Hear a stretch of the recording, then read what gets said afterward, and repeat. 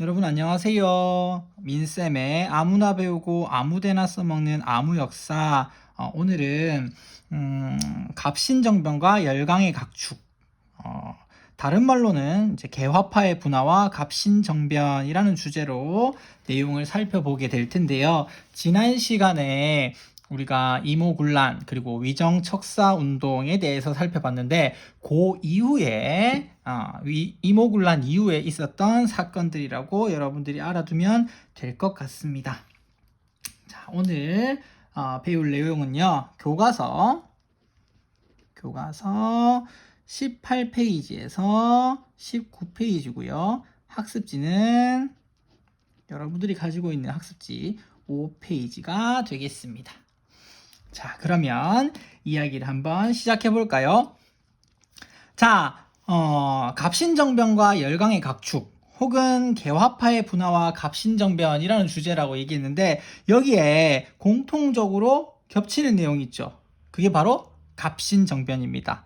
그래서 오늘 배워야 할 내용 중에서 가장 중심이 되는 그런 주제, 그 사건이 바로 갑신정변이라고 할 수 있고, 갑신정변 이전에 갑신정변의 배경으로서 살펴봐야 될 내용이 바로 개화파의 분화고요. 그 다음에 갑신정변 이후에 조선의 상황이 조선을 둘러싼 열강의 각축이라는 내용이 되겠습니다.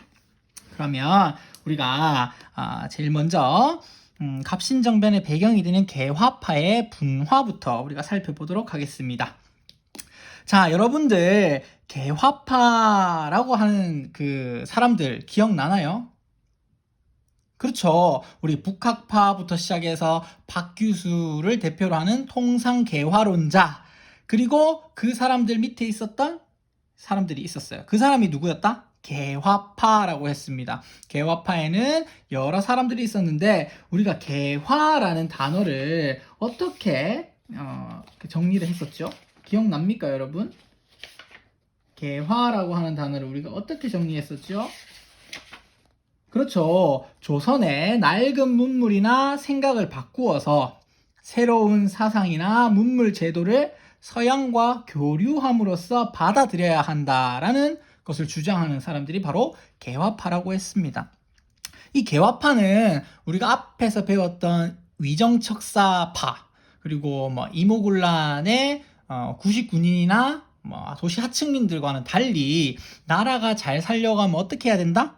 그렇다. 개화를 통해서 우리는 잘 살 수 있다. 누구와 교류함으로써? 서양 혹은 일본과 교류함으로써 우리가 새로운 사상을 받아들이고 제도를 받아들여가지고 더 좋은, 더 발달된 단계로 나아가야 된다라고 생각을 했던 사람들이 바로 이 개화파였습니다.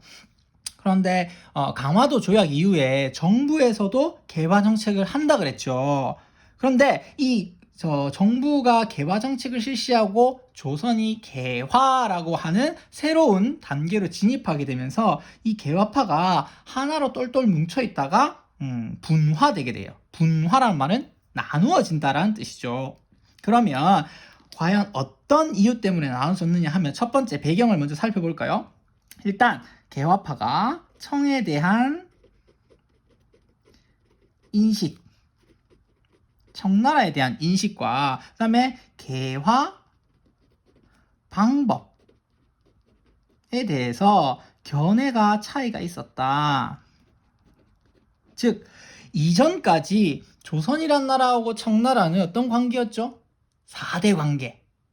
우리가 작은 나라니까 큰 나라인 청나라를 섬긴다. 그리고 조공을 바치는 4대 관계 혹은 조공 관계라고 하는 이런 관계였는데 이제는 이 청나라를 어떻게 볼 것인가 라는 생각하고 개화를 하긴 할 건데 어떤 부분에 있어서 얼마만큼의 개화를 이루어내고 어떤 부분은 남겨둘 것인가 라고 하는 방법에 대한 견해 차이가 사람들마다 다 다르겠죠. 그래서 이러한 청에 대한 인식이나 개화 방법의 견해 차이 때문에 개화파 안에서도 나뉘게 된다라는 겁니다. 두 번째는요. 우리가 그 전에 살펴봤던 이모군란 이후에 어떻게 된다? 청나라의 간섭이 어떻게 된다 했습니까? 청나라의 간섭이 늘어나게 됩니다. 그래서 일부 일부 개화파가 어떻게 된다? 불만을 제기하게 된다라는 거예요. 당연히 이 불만을 제기하는 개화파는 어떤 사람들일까요? 그렇죠. 청나라에 대한 인식이 별로 좋지 않은 사람들이겠죠. 자, 그러면 우리가 이 배경까지 살펴보고 과연 개화파가 어떻게 나뉘어서 어떻게 달랐는지를 살펴보도록 하겠습니다. 개화파는요, 크게 온건개화파와 급진개화파로 나뉘었어요. 말 그대로 온건이라고 하는 것은 뭔가 어때요? 급해 보이나요? 아니죠. 뭔가 천천히 가능한 크게 부작용을 낳지 않고 천천히 바꾸자라고 하는 것이 온건개화파고요. 급진개화파는 말 그대로 급하게 우리가 진짜 시간이 없기 때문에 빨리빨리 필요 없는 건 싹 버리고 새롭게 급하게 했던 사람들을 급진개화파라고 할 수 있습니다. 대표적인 인물을 한번 살펴볼까요? 온건개화파의 대표적인 인물은 김윤식, 어윤중, 그리고 김홍집이라는 사람이 있습니다. 김윤식은 우리가 지난 시간에 영선사, 청나라에 파견된 사절단이었던 영선사의 대표적인 사절이었고요. 그리고 여러분들이 조금 기억해둬야 할 인물이 누구냐 하면 바로 이 김홍집이라는 사람입니다. 김홍집이라는 사람은 이후에도 계속 등장하는 인물이거든요. 그래서 여러분들이 온건개화파의 대표적인 사람으로 김홍집을 꼭 기억해두기 바랍니다. 반면에 급진개화파의 대표적인 인물은 김옥균, 그 다음에 김옥균, 서광범, 홍영식, 또 누가 있을까요? 박영효 같은 사람이 있는데 선생님이 칸이 작아서 다 적지는 못하고요. 등등 있습니다. 여기서 여러분들 많이 들어봤을 만한 사람이 뭐 김옥균, 서광범, 그리고 박영효 이런 사람들이 있습니다. 대표적인 인물은 이런 사람들이 있습니다. 그래서 여러분들이 사람 이름을 딱 들으면 이 사람은 온건개화파, 이 사람은 급진개화파라는 것을 알아두면 좋겠고요. 그 다음에 온건개화파가 이제 청나라하고 일본하고 뭐 다른 나라들, 여러 나라들이 있는데 우리가 과연 어떤 나라를 개형 모델로 삼아서 어떤 나라를 딱 모델로 삼아가지고 우리가 그렇게 개화를 할 것이냐를 좀 다르게 생각했었어요. 온건개화파는요, 개형 모델이 청나라였습니다. 청나라의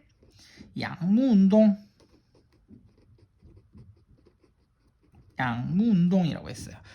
청나라의 양무운동은 여러분들 나중에 세계사 시간에 또 배우게 되겠지만 청나라에서 서양의 기술 그리고 군사 제도 이런 것들을 받아들여가지고 근대화된 개혁을 이루려고 했던 것이 바로 양무운동입니다. 반면에 급진개화파는요, 일본의 메이지 유신이라고 하는 것을 개혁 모델로 삼았습니다. 딱 여기까지만 봐도 온건개화파와 급진개화파 중에서 누구가 청나라하고 친한지 대충 알겠죠? 그 다음에 개혁 방향을 살펴보면요, 온건개화파는 동도서기론이라는 것을 주장합니다. 뭘 주장한다고요? 동도서기론. 자, 요 말이 좀 어려울 수 있는데 동량의 도라고 하는 건 도를 아십니까? 할 때 그 도인데 정신적인 거라고 할 수 있어요. 정신적인 거. 그리고 서양의 기술이라고 생각하세요. 서양의 그릇, 그러니까 겉보기에 기술이라고 생각하면 될 것 같아요. 그래서 동쪽, 동량, 우리나라, 즉 조선의 정신은 유지하되 사상과 제도 이런 것들은 유지하되 서양의 기술, 서양의 겉보기에 필요한 그런 문물들을 받아들이자. 그래서 서양 것이라고 다 좋은 것이 아니다. 정신적인 것, 제도적인 것, 그리고 우리 조선의 전통은 여전히 중요하기 때문에 그 두 개를 같이 융합해가지고 적절하게 서양의 것을 받아들여야 한다라고 하는 것이 온건개화파의 논리였다면요, 급진개화파는요, 문명개화론을 주장합니다. 이 문명개화론은요, 메이지 유신에서 나온 말인데요, 메이지 유신은 청나라의 양무운동하고 다르게 서양의 막 제도부터 시작해서 여러 가지 것들을 총체적으로 필요한 건 죄다 받아와서 기존에 있던 일본의 제도들을 싹 바꾸는 그런 형식이었어요. 그래서 급진계합파도 우리가 전통이 좋다고 하면서 쪽 필요한 것만 막 받아들이면 그것은 개혁이 제대로 이루어질 수가 없다. 이왕 할 거면 싹 갈아치워야 한다. 라고 얘기를 했던 겁니다. 그래서 이 문명개화론을 받아들였던 거예요. 그래서 구체적으로 내용을 살펴보면요. 온건개합파는 서양의 과학기술은 어떻게 한다? 수용한다, 안 한다? 좋아. 이건 받아들일 거야. 그렇지만 정치나 사회 제도는 받아들이지 않을 거야. 그대로 우리는 조선의 것을 유지할 거야 라고 얘기했고요. 반면에 급진개합파는요. 당연히 서양의 과학, 기술은 받아들이죠. 우리가 배워야 해. 거기다가 서양 사상이나 뭐다? 제도까지도 수용을 해야 한다라고 주장을 했습니다. 그래서 이 두 개가 차이가 나는 거예요. 외교는 마찬가지로 아까 위에서 살펴봤듯이 온건개합파는 청나라에 친한 사람들이었기 때문에 친청적인 특징을 가지고 있었고요. 급진개합파는 친일적인 특징을 가지고 있었다고 하는데 우리가 아는 친일파 할 때 그 친일에 가깝다기보다는 일본으로부터 배워오려고 했다라는 의미가 강합니다. 그래서 청나라의 내정 간섭이 어떻게 된다? 청나라 내정 간섭을 좋아한다, 싫어한다? 당연히 싫어하는 사람들이 이 급진개화파였습니다. 여러분들 여기까지 정리가 잘 됐나요? 개화파가 나뉘어지게 되는데 온건개화파와 급진개화파로 나뉘어졌고 그리고 이들은 어떤 차이점이 있는가에 대해서 여러분들이 정리가 잘 되었기를 바랍니다. 자, 그러면 개화파의 분화에 대해서 이 정도로 우리가 알아두고 이제 살펴봐야 될 게 바로 갑신정변이라는 겁니다. 선생님이 아까 글자를 틀려서 새롭게 적는다고 했는데 조금 티가 나네요. 자, 갑신정변은요. 우리가 앞에 이모군란과 마찬가지로 앞에 갑신이란 말은 1884년을 이르는 말입니다. 그리고 정변이라는 건 정치적인 변란이라고 해서 쿠데타라고 부르는 거예요. 그래서 권력을 정권을 차지하기 위해서 일부 사람들이 일으킨 사건을 우리가 정변이라고 부르는데 이걸 누가 일으켰느냐? 누가 일으켰느냐 하면 바로 급진개화파가 일으켰습니다. 급진개화파가 일으켰어요. 자, 급진개화파가 정변을 일으켰다고 하는 건 권력을 갖기 위해서죠. 그렇다고 하면 급진개화파는 이전까지 갑신정변 이전까지 권력을 차지했다 못했다? 차지하지 못했다라는 거예요. 주로 정부 민씨 정권하고 연결이 돼서 개화 정책을 추진했던 사람들은 바로 이 온건개화파였고요. 급진개화파는 정권을 차지하지는 못했습니다. 그러니까 청나라하고 친하게 지내는 정부라든지 청나라하고 친하게 지내는 정부를 좋아하는 온건개화파하고 서로 대립하면서 급진개화파가 뭘 차지하려고 했다? 그렇죠. 권력을 차지하려고 했다라는 사실입니다. 자, 그러면 급진개화파가 과연 어떤 방식으로 갑신정변을 일으켜서 권력을 차지하려고 했는지 배경부터 한번 살펴봅시다. 자, 아까 얘기했다시피 배경 첫 번째는요. 이모군란 이후에 어떻게 된다? 이모군란 이후에 청나라의 간섭이 심해진다. 그러면 자연히 누구의 불만이 증가한다? 그렇죠. 급진개화파가 불만이 증가하게 된다라는 이런 사실이었고요. 그 다음에 또 하나는 조금 중요한데요. 당시 1884년 당시에 청나라가 프랑스하고 전쟁을 하고 있었어요. 그래서 이걸 우리가 청프 전쟁이라고 하는데 청프 전쟁을 하게 되면서 청나라가 기존의 이모군란 이후에 조선의 군대를 주둔시키고 있었죠. 내정 간섭을 하기 위해서. 그런데 이 청나라 군대가 이 새로운 프랑스하고 싸우기 위해서 일부 철수를 하게 됩니다. 조선에서. 요때를 노린 거죠. 누가? 급진개화파가. 청나라가 이제 물러나는구나. 그러면 우리가 누구의 도움을 받아서? 그렇지. 일본의 지원을 약속받아서 일본식대로 개화를 하기 위해서 우리가 뭘 일으켜야겠다? 정변을 일으켜야겠다라는 계획을 세우게 됩니다. 그래서 전개를 살펴보면요. 제일 먼저 급진개혁파가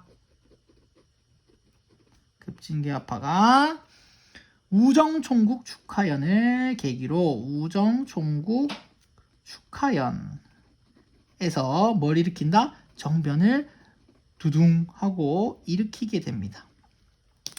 여기서 우정총국이라고 하는 건 현재 우체국이라고 할 수 있어요. 우체국을 이제 처음으로 우편 업무를 실시하는 우정총국이라는 걸 처음으로 딱 만들어가지고, 자, 우리 조선도 이제 우편 업무를 실시합니다. 축하합시다 하고 축하 파티를 하는데, 이 파티에서 급진개혁파 사람들이 폭탄을 뻥 터뜨려가지고 사람들이 혼란한 틈에 온건개혁파 일부들을 싹 해결해버리고, 그리고 왕한테, 고종한테 달려가가지고 우리가 뭘 일으켰습니다? 정변을 일으켰습니다. 우리의 이야기를 들어주고 우리 식대로 개혁을 좀 합시다 라고 얘기를 하게 됩니다. 갑작스러운 일 때문에 고종은 이 급진개혁파의 말을 듣게 되고요. 급진개혁파는 신정부를 구성을 하게 됩니다. 새로운 정부를 구성을 하게 돼요. 그러면서 이제 온건개혁파나 기존의 민시정권, 정부의 뜻대로 개화하지 말고 새로운 방법으로 개화를 합시다 라고 하면서 14개조 개혁정강을 발표하게 됩니다. 우리 요 14개조 개혁정강에 대한 내용은 좀 이따가 다시 살펴보게 될 텐데요. 문제는 이 갑신정변이 이제 급진개혁파가 여러 가지를 준비를 한다고 했지만 생각지 못한 변수가 있었어요. 그게 뭐냐 하면 철수를 해가지고 우리나라에 이제 내부에 내정 간섭을 하지 못할 것 같았던 청나라 군대가 이 갑신정변이 일어났던 소식을 듣고 다시 와버린 거예요. 그래서 어떻게 됐다? 청나라의 개입으로, 청의 개입으로 실패를 하고 맙니다.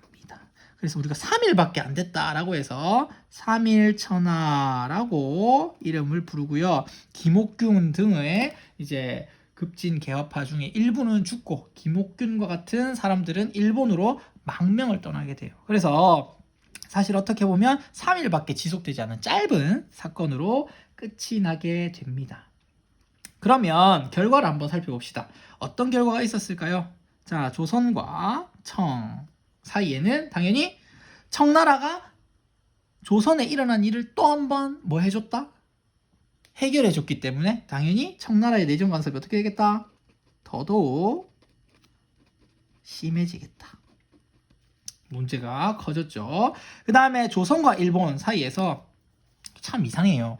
왜냐하면 급진개혁파가 일본한테 지원을 약속을 받았단 말이에요. 우리가 그래 너가 지금 청나라 없는 틈에 우리 식대를 개혁한다고? 그럼 좋지, 우리가 도와줄게, 일본이 도와줄게 해가지고 도와준다고 해놓고는 일본이 사실은 청나라 군대가 개입을 하니까 안 도와주고 도망가 버렸거든요. 그러면 약속을 어긴 거잖아요. 그런데 웃긴 게 이 와중에 일본에 피해가 있었다고 해가지고 조선하고 일본 사이에 한성조약이라는 걸 맺습니다. 이 조약 뭐냐? 일본에게 뭘 준다? 배상금을 지불한다. 정말 어이가 없는 내용이죠. 일본 주가 도와준다고 해놓고 문제가 제대로 해결이 안 되자 도망가 버리고, 그 다음에 자기들은 피해를 입었으니까 배상금을 내놔라 하면서 한성조약을 맺게 됩니다. 그러면 이 내용을 우리가 한번 살펴봅시다. 일단 의의와 한계에 대해서 살펴볼 건데요. 자, 이 의의와 한계에 대해서 살펴보기 전에 갑신정변의 의의와 한계에 대해서 살펴보기 전에 우리가 선생님이 따로 준비한 게 있어요. 사료를 짜잔 하고 준비를 했습니다. 여러분 잘 보이나요? 급진개혁파가 당시 추진했던 개혁정강 14개조의 대표적인 조항을 몇 개를 가지고 와봤습니다. 선생님 이거를 다 손으로 적기가 조금 어려워서 프린트물로 적어가지고 왔는데 잘 보이나요? 자, 그러면 개혁정강 14개조를 한번 살펴보도록 합시다. 여러분들 이 개혁정강 14개조가 왜 중요하냐 하면 왜 중요하냐 하면 과연 어떤 나라를 만들고 싶어 했을까를 알 수 있기 때문이에요. 누가? 바로 급진계합파가요. 급진계합파가 어떤 나라를 만들고 싶어 해서 갑신정변이라고 하는 사건을 일으켰는지를 알 수가 있습니다. 자, 제1조 볼까요? 제1조 청에 잡혀간 대원군을 곧 돌아오게 하며 종래 청에 대하여 행하던 조공을 폐지한다. 일단 대원군을 돌아오게 한대요. 대원군은 왜 어디 갔었죠? 이모군란 때 청나라에 잡혀갔잖아요. 근데 이 사람을 돌아오게 한대. 왜 돌아오게 할까요? 그렇죠. 왜? 청나라가 대원군을 사람을 데리고 가버렸어. 자, 우리 대원군 돌려줄까 말까? 돌려줄까 말까? 우리 말 잘 들으면 돌려줄게 라고 하면서 대전 간섭에 계속 이용을 해먹었기 때문에 빨리 대원군 돌아올 수 있도록 그렇게 해라 라고 하는 것이고요. 종래 청에게 행하던 뭘 폐지한다? 조공을 폐지한다 라고 했으니까 결국엔 이걸 뭘 폐지하자라는 겁니까? 청에 대한 뭘 폐지하자? 4대 폐지하자. 여기서 4대는 4개 뭐 이런 뜻이 아니죠. 4대 뭔 뜻입니까? 섬길 4대 큰 나라를 섬기는 거. 우리가 4대주의 할 때 그 4대죠. 4대를 폐지하자라고 하는 것이고요. 그 다음에 두 번째 문벌을 폐지하자. 문벌이라고 하는 거는 잘 나가는 집안을 의미하죠. 이걸 폐지해가지고 뭐를 세운다? 인민평등권. 평등권을 세우고 뭐에 따라? 이제 집안에 따라가 아니고 능력에 따라 관리를 임명하자라고 이야기했습니다. 이거는 뭘 폐지하자? 신분제를 폐지하는 것과 관련이 있다. 그리고 아까 얘기했던 거 여기 나와 있는 것처럼 인민평등권을 어떻게 한다? 확립한다. 라고 할 수가 있겠죠. 그 다음에 여기 지조법을 개혁하여 관리의 부정을 받고 국가의 재정을 넉넉하게 한다라는 것인데 이 지조법은 땅 지자에 세금 조자예요. 그러니까 땅에 매기는 세금에 대한 거예요. 세금 제도를 제대로 하자라는 겁니다. 자, 이것은 조세 제도 개혁인데요. 여러분들 조금 알아둬야 하는 건 참고를 해야 되는 건 이거는 토지제도 개혁이다 아니다? 개혁이 아니다라는 것을 여러분들이 알아둬야 합니다. 자세한 차이는 나중에 또 살펴볼 시간이 있을 거예요. 어쨌든 조세, 즉 세금을 어떻게 잘 거둘 것이냐에 대한 개혁이지 토지, 땅을 잘 사는 사람의 땅을 못 사는 사람에게 나눠주자 하고 하는 그런 토지제도 개혁은 아니었다라는 것이고요. 그 다음에 모든 재정은 어디에서 관할한다? 호조에서 호조라고 하는 곳 우리 이호 예병 형공이라고 하는 6조가 있었죠. 6조 그 중에서 어디에서? 호조에서 모든 재정 돈에 관한 것을 관할한다라고 했습니다. 이것은 무엇을 의미하느냐 하면 정부의 재정을 어떻게 한다? 일원화한다라는 것을 의미합니다. 마지막으로 대신과 참찬이라고 하는 사람들은 이거는 신하들이에요. 신하들이 날을 정해가지고 어디에서 회의하자? 의정부, 우리 의정부 6조 기억납니까? 거기서 이제 회의를 하고 정령을 의결하고 집행한다라고 되어 있습니다. 정치적 명령을 결정해서 집행하는 것도 다 어디서 하자? 의정부에서 하자. 자, 이거는 좀 어려운데 먼저 선생님 적어놓고 시작할게요. 뭘 의미하느냐 하면 입헌군주제를 지향했다라고 할 수가 있습니다. 즉 우리가 기존에 옛날에 조선이라고 하면 누가 정치를 다 한다고 생각해요? 그렇죠. 왕이 다 한다고 생각하는데 이제 여기서는 누가 중요하다? 대신과 참찬이라고 하는 신하들이죠. 신하들이 모여서 정치적 명령을 결정하고 집행하고 왕의 권한이 어떻게 된다는 뜻이죠? 왕의 권한은 좀 줄어들고 왕 혼자서 다 하는 게 아니라 누구들? 신하, 관리들의 권한이 좀 높아지고 있다라는 것을 의미하기 때문에 요거는 입헌군주제를 지향하는 내용이다라는 것을 알 수가 있습니다. 자, 급진개합파가 대충 어떠한 내용들을 주장했는지 알겠나요? 다시 앞으로 돌아가 볼까요? 자, 그러면 갑신정변의 내용에 가지고 요 개혁 정강 14개조까지 보고 우리가 의와 한계에 대해서 이야기 나눠보도록 하겠습니다. 자, 갑신용의 의의는요, 뭘 위해서? 근대 국가를 수립하기 위해서 이렇게 근대 국가를 수립하기 위해서 했던 뭐다? 최초의 정치개혁 운동입니다. 최초의 정치개혁 운동이다라는 게 의미가 있습니다. 반면에요, 이거는 빨간색으로 적어볼까요? 어디에 의존했다? 일본에 의존했다. 일본에 의존해가지고 뭐 제대로 일본이 도와준다고 하니까 다 될 줄 알고 결국에 제대로 하지 않았다. 어떻게 했다? 실패해버렸어요. 그래서 누구의 지지가 없었겠다? 일본이 우리나라 침략하고 일본이 우리한테 잘 안 해주는데 일본에 의존하는 바람에 민중의 지지가 있었다 없었다? 민중의 지지가 없었다라고 하는 백성의 지지, 민중의 지지 뭐 같은 말이라고 할 수 있습니다. 백성의 지지가 없었다라고 하는 한계를 지니고 있습니다. 조금 더 내려볼까요? 자, 세 번째 주제는요, 조선을 둘러싼 열강의 각축입니다. 자, 1884년 갑신정변이 끝나고 나서 조선을 둘러싸고 여러 열강들, 힘센 나라들이 이제 막 난리를 치게 되는데요. 크게 조선을 둘러싸서 여러분들 교과서 19페이지 한번 보세요. 19페이지에 보면 조선을 둘러싸고 청나라, 일본이 계속 다투고 있고요. 그 위에 러시아와 영국이 나와 있습니다. 왜 그러냐 하면 이제 살펴볼게요. 자, 청나라와 일본은요, 이제 조선을 놓고 서로 싸우면 안 되겠다라고 해서 텐진조약이라고 하는 것을 맺게 됩니다. 텐진조약이라고 하는 것을 맺게 돼요. 이 텐진조약의 내용은 뭐냐면, 일단 청나라하고 일본 양국은 조선에서 군대를 어떻게 하자? 철수시키자, 동시에. 그리고 나서 혹시나 두 나라 중에 한 나라가 조선에 먼저 군대를 보낼 일이 있으면 반드시 청나라는 일본한테, 일본은 청나라한테 뭐 해야 된다? 알려줘야 된다라고 하는 청나라하고 일본 사이 텐진조약이 있는데, 이게 나중에 청일전쟁에 구실이 됩니다. 요거는 나중에 다시 살펴볼게요. 그 다음에 이제 갑신정변도 결국에 청나라의 내정 간섭이 계속 심해진다고 했죠.